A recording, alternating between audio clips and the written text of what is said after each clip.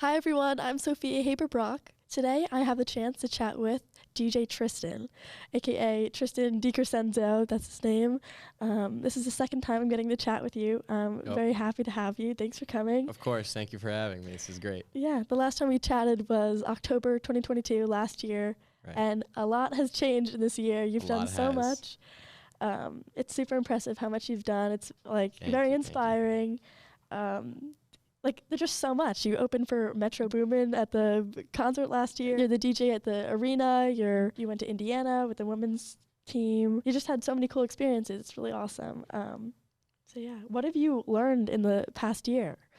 Like, oh man, so much. I've learned so much, but I mean, I think the biggest thing I've learned is just jump on every opportunity. I like to say something. I like to say that I'm addicted to opportunity, and sometimes it comes back to bite me just because there's so much going on, and sometimes I could feel overwhelmed. But I feel like, I don't know, anything that kind of approaches me, any sort of opportunity, I'm always just like, don't even tell me what it is. Like, yes, just because I just want to get involved as much as possible. And you know, most of the time it's good, and even if it's not good, I feel like everything could be a learning experience. And so in the last year since we've last spoken, a lot has happened. A lot of opportunities have presented themselves to me. Some of them haven't presented themselves to me. Some of them I went out of my way to see if I could get myself into them, and it worked out. So I just think putting yourself out there, and then also anything that comes to you, it's really important to kind of just jump on that and do as much as possible, because you don't know what could happen, because there's been a lot of great turns and, you know, things that have happened to me in the last year. And I owe it all to just great opportunities and a little bit of luck, but at the same time, you know, a little bit of putting myself out there as well. Yeah, that's super cool. It's like I said, it's super impressive. I'm definitely someone who likes to take advantage of things too, and you're like such an awesome like person to look up to, who's really taking advantage of everything. And thank you. That's incredible. Appreciate it. And how has your passion for DJing grown too? Oh man, I mean, it's gotten to a point where, you know, people used to tell me or ask me in high school, like, oh, is DJing something you want to do as a career? And I used to be like, okay, I got to be realistic. Like, probably not. Like, would I love to? Absolutely. And I'm sure I even mentioned that last time we spoke. Like, I would love to, but, you know, you got to be realistic. Like, maybe it's not something. But just kind of seeing how, you know, the entire industry of DJing kind of is a huge umbrella rather than just simply, like, playing music. How you could do it just in so many different spots for so many different types of events, just kind of like how it could possibly be a career. Like, you know, now I DJ in the arena, you mentioned that last time we spoke, that wasn't happening. And now I think to myself, like, okay, a possible career for me could potentially be me playing in, you know, a sports arena or for some sort of sports team, you know, providing music for them. I'm still a DJ, but, you know, back then I was always thinking like, oh, you just got to play for parties, you know, whatever. But this isn't in a party setting, but it's still doing what I love. So yeah, it's kind of crazy that I told you this before we started recording, but you told me last time, I said, what is the biggest crowd that you've played for? And it was at a club, like a party club, like, what is it called? Vibes on Orange. Yeah. And then now look at you, you're like, it's so cool. You're like dipping your foot into like like across the whole spectrum of DJing. Like, you've basically done everything, and like sports, and then like events, and then like everything. It's like so incredible.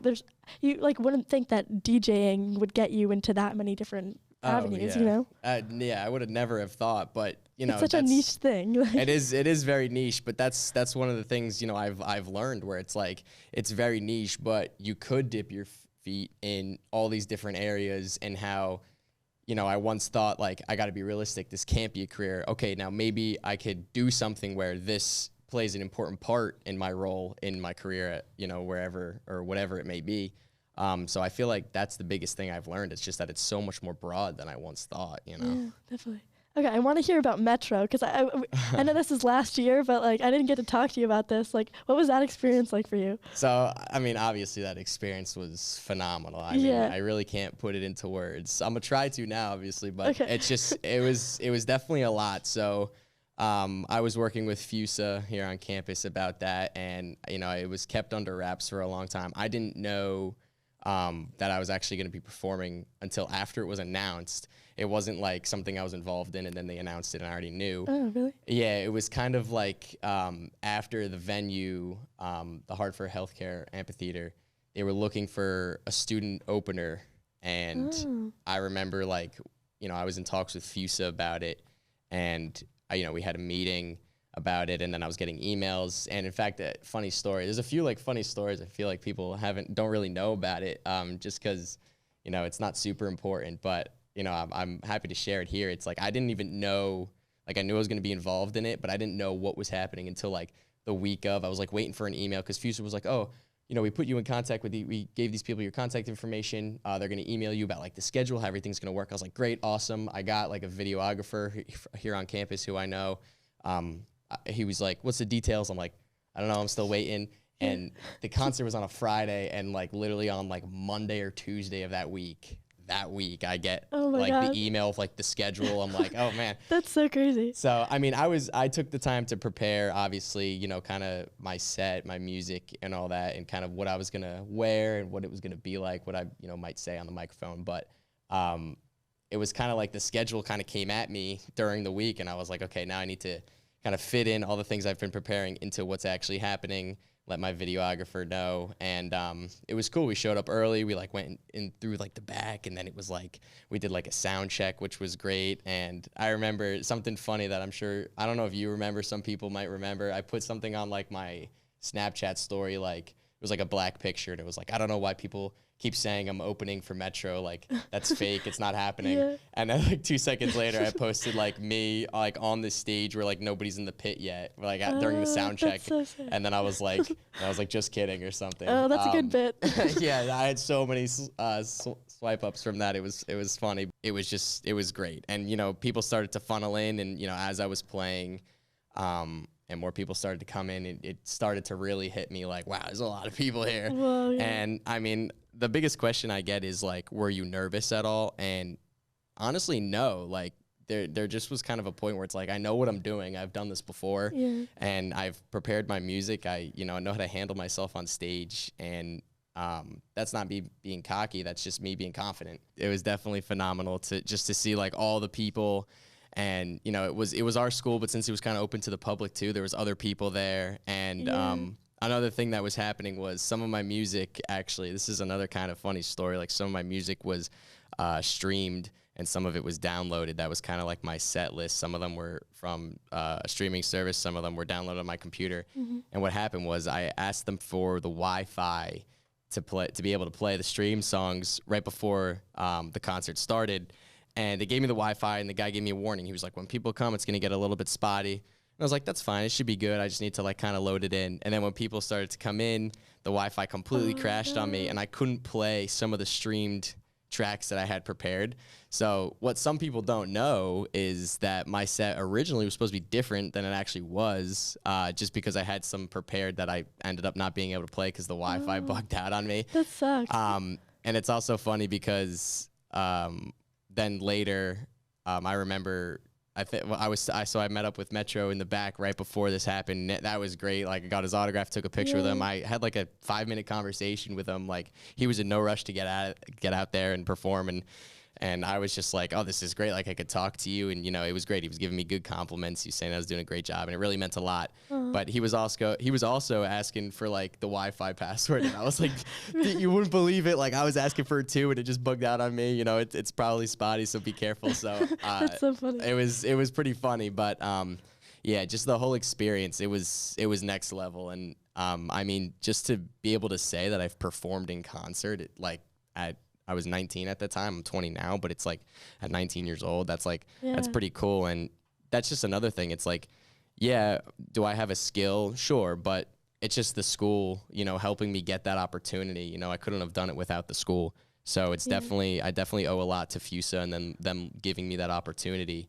'Cause without them, like I could be the greatest DJ in the world, and that's not a guarantee. Yeah. So it was a fantastic experience. I'll never forget it. Never. Yeah, definitely. I feel like you stole the show almost. Like you played for longer than he actually. Like your set was longer than his, wasn't it? It was significantly longer actually. Yeah. But actually, that's another funny thing you said. Just because on the schedule that they had sent me, like they told me, okay, I'm gonna play. I think it was like an hour 15. They told me I was gonna play. I ended up playing for 2 hours. So.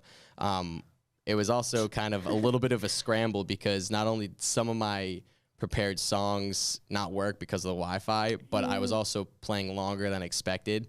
So there just came a point where it's like towards the end of the set, it was like, I mean, I don't have like things necessarily prepared. Like I know I know how to keep going. You know, I could play for days. Honestly, I have all the music, I have all that knowledge, but it was just kind of like, oh, okay, I keep playing. I kept looking back actually because Metro's like I guess his manager or whoever was like standing behind me, and he was like, I'll give you like a sign when you could like play the last song. And I just kept looking back at him because I'm like, okay, the hour 15 is up, the hour 30 is up, hour 45. I kept looking back at him. He's like, keep going, keep going. I was like, okay. So I just kept like pulling things. So there just came a point where it's like, what do I want to play next? You know, it's not like what's prepared. It's like, what do I want to play next? That's so fun, honestly. I had a little bit of my own kind of, you know, my own like, what do I want to play in here now? Or also like, what do I think fits? But, you know, my own personal say alongside some of the things I prepared. So it was a little bit of, you know, unexpected turns, and it wasn't super smooth as I had thought. But I mean, that happens, you know, that's part of the job. You know, you got to be a innovative thinker. You got to be a problem solver because things are always going to go wrong. Things are always going to happen on the fly. And I think that, I was pretty resilient, you know, despite everything that was going on, but it still ended up being fantastic, really. Yeah, definitely. That's really cool. That's like awesome to hear those little anecdotes of like behind the scenes that no one knows, you know. That's awesome. But I want to talk about in the arena too. I want to talk about your experience there. What has that been like for you? So that's honestly, that's like one of the best things I do here at school. I love it, and it all happened in such a funny way because I'm a scout player for the women's basketball team, and I remember they had opened the arena last year in 2022, and the women's coach knows, I guess, you know, whoever's working in the arena, and they were talking to them like, oh, we're looking for somebody to do the music in here. And the coach was like, one of my scout guys is a DJ. So then I was contacted through that, and then they kind of said, okay, this is how it's going to work. I went there like a day before the first game. This was all last year when it was like the first games of the season in the arena. Went there, plugged like my board in and everything. We did like a sound check. Like we tested like the sonics, how the mic sounds, all that stuff.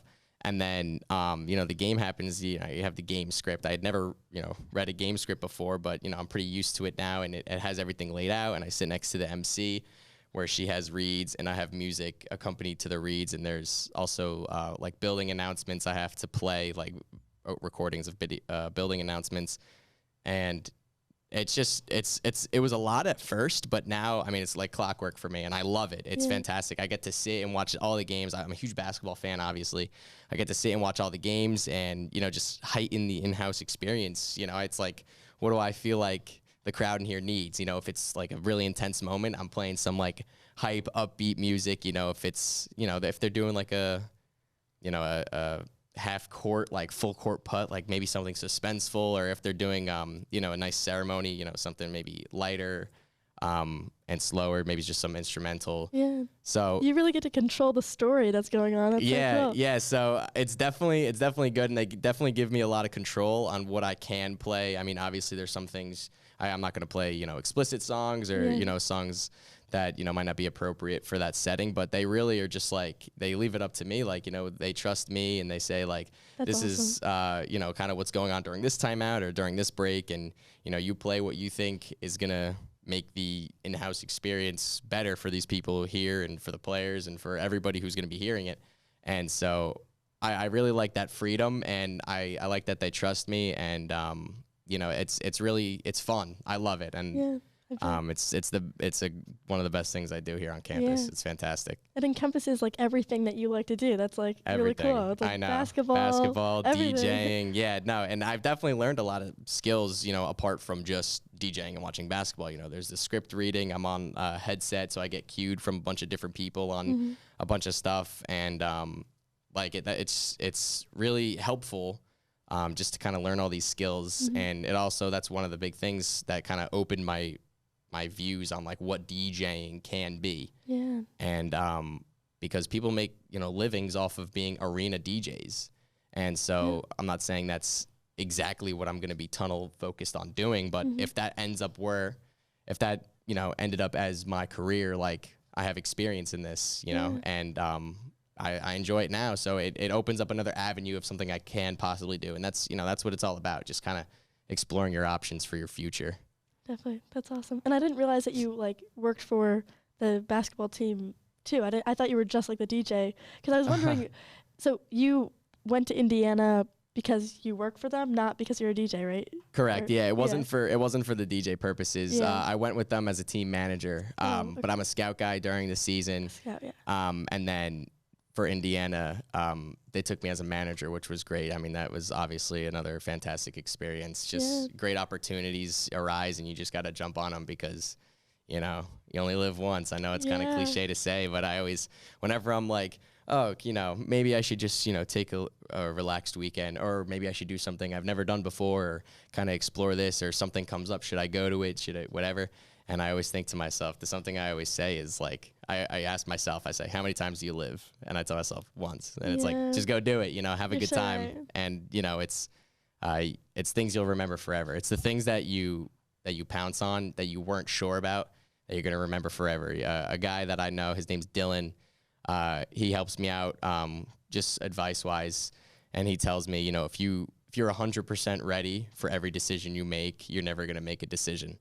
And so I think that's just a really good way to look at it. Like, with every decision you make, you're going to be making a jump. You know, you're going to be making some sort of sacrifice, some sort of jump, and, you know, that's just, you know, you just got to find it within you to make that jump, and you're really going to enjoy it every single time. And if not, it's going to be a learning experience. And that's what I was mentioning before. Just everything has been jumping on all these opportunities and really learning and seeing kind of how everything opens up in your life, because everything could change in just 1 year like it has for me, you know. That's so cool. Yeah, your ideology about it, it's so cool. You're so inspiring with it. Like, thank you. That's awesome. You have cool people like to give you advice like that, and like just the way your thought process is too. Like, it's like inspiring. You're like writing your story. It's like, it's cool. That's a really cool thing. Appreciate that. Yeah, and those things are like once in a lifetime opportunities. Like, oh, absolutely. Like, you would have like passing up and going to Indiana. Like, you went on like a private jet, and I heard you have a private chef or something too, or something. Yeah, no, the private jet was insane. I mean, that's just it was crazy. There was a lot of great stuff that happened that probably might not ever happen to me again, and it's just something you'll never forget and you'll always look back on. That's so cool. That's so awesome. Like, what was that? Did you like going to Indiana? I know the team lost, unfortunately, but unfortunately we did fall up short in the game. But I mean, the trip was fantastic. Yeah. We, you know, private plane. Like, I'm not a huge flyer. Like, me and my family travel every once in a while, but in terms of flying, it's like we've been on a plane a couple of years ago, but it's not like super consistent. So I was like, I didn't really know entirely what to expect just because this one's private. You know, I had semi experience in commercial flying, but then we get to this, and it's like we go through like a separate door, and then like we walk out straight onto the hangar where all the planes are. And I'm like, what the? I was like, don't we have to like sit and wait? And then we go through like a little terminal, but no, we just walk straight up onto the plane, like from staircase, like we're the president. It was like ridiculous. So that was great. And the hotel was great. And the arena, like Indiana's arena, was just, I mean, fantastic. It's huge. Like, the depth perception is insane. Like, it's just massive. And, you know, when everybody's in there, there's just so much like energy. And it was definitely a great experience. And, you know, I've never traveled that far west. So just even being in another state, it was a new experience for me, you know, whether it be as far west as like California or even Indiana, where you're still in Eastern time, but it's still west. You know, it was new for me, and it was great. I tried to soak up every moment, and I feel like I did. And that's definitely going to be something I'll be telling my kids about one day, 100%. Yeah, definitely. And so you traveled, you went away, and you're talking about before that sometimes you get a little stressed with like handling everything. How do you balance everything that you're doing? Yeah, no, I mean, I wish I could give you a straight answer, but I mean, that's the biggest thing that I work on, just balancing everything. And I like to be busy, because the times I'm not busy, I feel guilty. I feel like I should be doing something. Yeah, I feel the same way. Yeah, I'm always like, I just gotta, you know, chill and just be like, yo, you gotta take this time off. But I'm always like, I should be doing it. Like, I feel bad. Yeah. But yeah, no, there definitely is times where there's a lot going on, and, you know, I kind of just look at things, and I used to say like, oh my God, I have two of these things that are happening at the same time. How do I choose one? Like, decision making was always so hard for me. And that guy Dylan that I had mentioned, he made another point to me one time about it, because I had talked to him about it, and he was like, you know, why are you getting anxious and upset that you have, you know, multiple opportunities at the same time? You should be like saying like, multiple people want me at the same time. Like people are like not fighting for me in a sense, but people are like contacting me for the same. You shouldn't be like sad about that or like anxious about that. You should be like, these people want me. More than one person wants me at this time. That's awesome. So he's like kind of flip it and say like, this is a success. You know, this is great for you. And you know, in terms of the actual decision you make, you just got to go with what you think will be most beneficial to you, and whatever the word beneficial means to you is kind of what you pick. If you want something for opportunity, then you choose the one with the most opportunity. You know, if I don't necessarily do things for you know, monetary gains, but let's say one is like paying significantly higher than the other and they're around the equal opportunity, obviously you're going to go with that one. So it's just whatever beneficial means to you, that's kind of the one you take. So I kind of just like to take a step back and say like, yeah, there's a lot going on, but which route should I take that will be, you know, most quote unquote beneficial for me after it is done? Not during, but like after, what's going to be happening, you know, to myself, to kind of how I feel about things. And I kind of just go from there. And it is something I still work on, because, you know, there is, you know, conflict sometimes with, you know, many different opportunities arising, but that's a good thing, you know, and I look at it like a good thing. And, you know, I couldn't be be more grateful that that is a problem, because it's not a problem. It's a great thing to it's a great thing to think about. So I don't want to put any, you know, bad. I don't want to talk bad about it, you know, because it's definitely a great good. Problem to have. It's a great problem. There should be a better word, not problem, but yeah, it's a great. Yeah. You know what I mean? I do know. Yeah, I'm trying to think. You could even call it an opportunity. Yeah, it's an opportunity to choose an opportunity. Yeah, definitely. That's cool. But how do you balance, other than balancing between events, how do you balance like school, social life? And you're doing really well in school, like you're on Dean's List, you got the scholars thing, right? Yeah. No, and it's I would say the school kind of comes first, and that's something my dad always tells me. I remember even last year, you know, I started to tell him I got into, you know, DJing at school, so I like, and I have a job. And then once I started the arena, I was like, I have a campus job now. And then I started playing basketball with the women's team, and it's like, okay, now I play like a sport.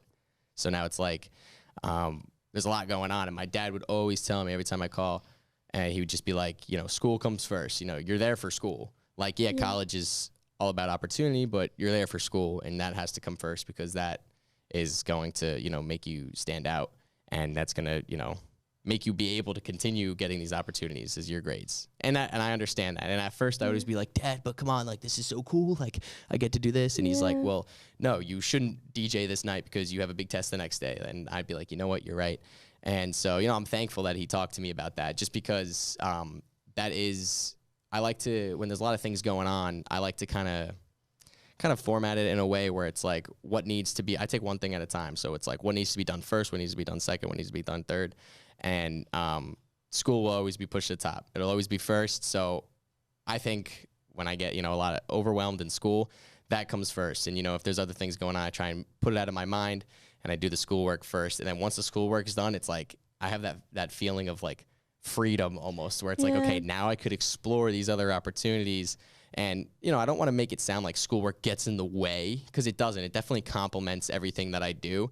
It's just that's kind of how my hierarchy of importance begins, and it's the schoolwork comes first. And, you know, that's why I've been, you know, so incredibly blessed to have some of these, you know, accolades from the business school and all that. It's just that I do put, you know, a lot of my attention and my time into my schoolwork. Although it seems like I'm doing a lot, school definitely always comes first, and then everything else comes after. And in terms of the social life, I mean, I have great roommates, I have great friends. The people in my hall even are great. We hang out all the time. And, you know, I just try and balance my time with everything. And I don't overload myself on one thing or the other unless it's absolutely necessary. Yeah. And I think balance is very important in your life. And, it's not, you know, directing my energy 50% this, 50% that, or 20% this, 20% that, 20% this. It's more like 100% this, get it done, then 100% this, get it done, then 100% this, so I could really kind of put my full self in each opportunity, in each, setting, without kind of sacrificing. How do you organize yourself? Do you use like Google Calendar to block out like studying time, or how does that work? Walk me through like a day. Like, what do you do in a day? A day? Well, I'll like go to my classes or whatever I have that day. Okay, wait, when do you wake up? Do you like wake up really early to get Oh, stuff no, done? I'm not a morning person. If you know me, you know that. Yeah. I'm not a morning person. I'm nocturnal. But I'll wake up for class. Like, I'll wake up like an hour before whatever my first class is. I'll get ready and all that. So I'll go to my classes, and then after class, I usually just start to bang out homework right away, anything that I have coming up. In terms of organization on my computer, I use like the calendar app or whatever, and I'll like type in the things that I have due. So like if it's due on a Friday, I'll type it in the Friday day, not like the Monday day, like do it on Monday. I just type it in when it's due, so I see what's coming up, and I just try and get as much that week out of the way as possible and any free time that I have.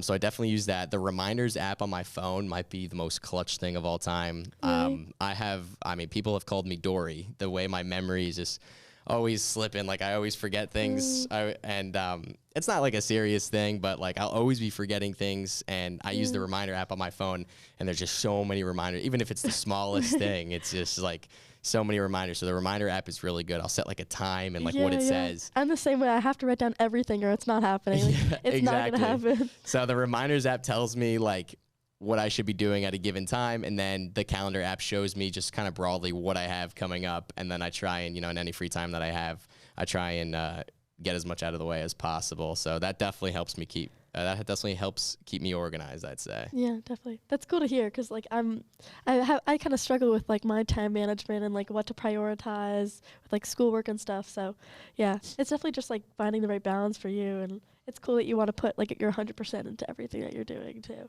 Yeah, it's definitely the best way to do it, I think, just because you don't sacrifice, any part of yourself, because everything you do should be 100%. And so that's kind of what I think about when I start doing things. I'm like, I got to make sure I put my best foot forward for this, and then I could move on and do the next thing once I'm done with this. Yeah, definitely. And where do you, like, is there anything that you're working on right now that is going to come out in this year? So, something that I've recently been doing mixes for like other universities, other schools. It doesn't have to be universities, but like even high schools will reach out to me and they'll ask me to make like a warm-up mix for them. And so I'll throw I have a bunch of like warm-up mixes on my SoundCloud. And that's for universities, like sports teams. So like I've done like a few women's lacks, men's lacks. I did the men's lacrosse team for Fairfield. I made them a warm-up mix. They played at Rafferty before their games. And then like the women's basketball team, obviously I made them a mix. I made my my little brother's high school, Mid-South, their high school. I made them a mix for their warm-up. So I've been making a lot of warm-up mixes. I have one that's coming out next week, and one. How long do they take you to make? It depends on how long they are. Most of them are an hour long. They asked me to make them an hour, so I would say an hour mix takes me like 2.5 hours total, because like it'll be 1 hour of like just straight recording it, like mixing it live. And after the recording's done, then I'll throw it into a software and like master the levels to make sure that like the volumes are okay and nothing's clipping or whatever. And then I'll get the image to put on the SoundCloud. There's like the SoundCloud image. I'll title it like, Fairfield University men's lacrosse warm-up mixtape by DJ Tristan, full clean 2023-2024, and then I'll put the image on it, and then I'll post it. And but it doesn't take me very long, and it's great because it's like, I'll have these like formal events and I'll have to get up and go, but these mixes, it's like I could compile all this music. They send me some songs that they want. I could compile all this music, and anywhere, like whether I'm home, I'm in my dorm room, I'm wherever, I could kind of record it there, and I could send it out. So I like recording things and putting them on SoundCloud. I make some of my own remixes. Another thing that I've been working on is I've been trying to get into producing music, not only playing it, because a DJ is like a music cheerleader. Like I also want to be able to make it and then go cheer out my own music. Right now I've just been working on remixes, no originals, but just remixes of songs, just so that I could play it. And it's a different type of feeling to say like I'm DJing and I'm playing a song that everybody knows. It's a different type of feeling to say like I'm DJing and I'm playing my own edit, my own remix, my own track. So I've been trying to get into that. Yeah, that'd be cool. That's like another level, next level. It's the next level, yeah. I mean, if you start as a producer, you become a DJ. If you start as a DJ, you become a producer. You know, all drains lead to the ocean. So definitely. That's what I've been working on. You know, just some mixes. I've been trying to get myself into producing. It's like a seasonal thing. Like over Christmas break, I was like, I'm gonna become a producer. I made one remix, and then like, you know, school came back after Christmas break, and then I was like, oh, I don't have any time. And then like over spring break, I was like, I'm gonna learn how to produce. I made another remix, and I was like, no, I don't have time. And then it's just like, it's like a seasonal thing. I'm trying to make it more consistent. But that, and then, you know, once the summer comes, you know, hopefully the summer opens up plenty more opportunities for me. I'm hoping to get a lot of good gigs during the summer. So it's just kind of looking into that, reaching out to people, talking to people about that. Hopefully. You're going to have an internship or like a corporate thing, or like? I'm trying to line one up. Actually, I have an interview coming up with a company that does entertainment marketing. So I was like, this is great because I'm a marketing major, and they're marketing entertainment, and that's kind of what I do. So I was like, hopefully I get that. That'll be a good internship. That's like a remote thing. And then obviously I'll DJ with the companies I work for at home, and even my own entertainment company. I'll do some gigs I already have lined up, which is good. I'm doing Mid-South Prom, doing my little brother's prom, which will be good. That's cool. That is cool, yeah. So I'm excited for that. And then I'm trying to get a job as a DJ instructor, actually, at a Guitar Center. Wow. You have so many cool things. That's so amazing. That's so awesome that you have, like, there's so many different things you're doing. Yeah. That's awesome. I appreciate it. I mean, it's just, I was trying to, like, be like, okay, I DJ on the weekends, and that's like a, you know, 1 or 2 day thing, because you DJ like Friday, Saturday, and like an occasional Thursday, maybe a wedding on like a Sunday. But I was like, I kind of want, you know, another stream of income, because if I get an internship, that's great, but like that's not a guarantee. So I was like, I kind of want a week job, like a job during the week. And so I was like, why don't I work at Guitar Center? Like, that's where I get all my gear from. Like, that'd be pretty cool. Like, I know a lot about, like, not only just DJ controllers, but like speakers and wires and microphones. Like, you kind of learn a lot about the equipment. So I was like, I feel like I should work there. And I saw they had an opening for an instructor, and I was like, well, do they give DJ lessons? Because I don't know how to play guitar or anything, like, or, you know, keyboard or anything. And I Googled it, like, does Guitar Center give DJ lessons? And some places do, some places don't. So I just was like, said a quick prayer. I was like, okay, hopefully the location near me does. Yeah. Called them up, and I was like, hi, listen, you know, my name's Tristan DeCrescenzo. Like, I was just wondering if you guys had DJ lessons. And the guy who answered the phone was like, why, are you interested? He was like super excited. And I was like, actually, I was gonna call just to see, like, if I could be an instructor. Like, you know, I could fill out a resume, or I could send you my resume. I could fill out an application, and like maybe we could get things going. Because that's another way to really put yourself out there. Like, you could fill out you know, you could send a resume, fill out an application, then you could be done. But like, I think like calling them or sending them like a video message is also another way to kind of put your foot in the door. So I just called them before I even did this. I gave him my name, where I'm from, what I do, and I was like, I was wondering if I could be your instructor, and he was like, really? And I was like, yeah. And he was like, we've actually started to like look into seeing if we could do that at our location. So this is like perfect timing. And I was like, oh, no way. That's awesome. So I was like, okay, so keep me in the loop. And then actually, it's funny, literally yesterday from today, when we're doing this, Guitar Center called me and said, we're starting to get inquiries about people wanting to do DJ lessons, and we officially got the green light to hold them at our location. So now I'm going in for an interview with them coming up, and hopefully I could be hired as one of their first instructors, because now they're just starting it at this location. Wow, that's awesome. So hopefully I'll be able to teach people how to do it, because I don't know. That's just like, I mean, it's a job, but it's what I like to do, you know? Starting another journey, another path. That's awesome. I'm going to talk to you in another year, and then you're going to like have so much success with that too. And you're going to start your own like business with that. That'll be awesome. That would be. Yeah, you have so many things in the works. That's so awesome. It's very impressive, like I'm saying, and it's super cool to. We've already talked for a while. I know we could probably talk for even longer, but yeah, it's really cool to hear your story, and I'm excited to see what you do. And yeah, really cool stuff. I appreciate it. Thank you for having me on. This was great.